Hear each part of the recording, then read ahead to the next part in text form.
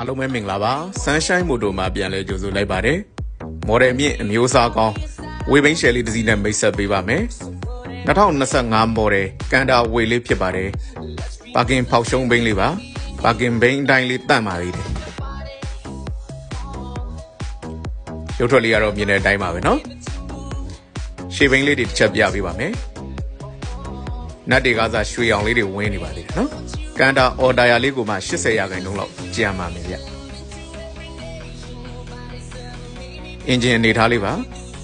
စီယိုစိမ့်လုံးဝမရှိပါဘူးအဖွင့်လှက်လုံးဝမရှိသေးပါဘူးအင်ဂျင်ပါကင်တိုင်းလေးစီးရပါမယ်ရုပ်ထွက်လေးတော်တော်လေးကိုတန့်ပါတယ်ဗျအပွန်အစင်နဲပါမယ်နော်စတစ်ကာပေါ်မှာတော့အပွန်အစင်လေးနည်းနည်းပါပါတယ်နောက်တာရလဲကန်တာအော်ဒါယာလေးကို80ရာခိုင်နှုန်းလောက်ကျန်ပါသေးတယ်ကီလိုမိုင်လိုက်စီဂိတ်တွေအကုန်အလုံးလုံးပါတယ်မန်းလိုက်စဉ်86ရာပလက်တက်တန်းက2029 9လပိုင်းတည်ရှိမှာပဲဖြစ်ပါတယ်ဒီဘိန်းလေးကိုရောင်းချပေးမဲ့ဈေးနှုန်းကတော့23သိန်း5000ပါ53ဘီလန်133134ကျာမန္တလေးစက်မှု1 Sunshine Moto မှာလာရောက်ကြည့်ရှုဝယ်ယူအားပေးနိုင်ပါတယ်အားလုံးကိုကျေးဇူးတင်ပါတယ်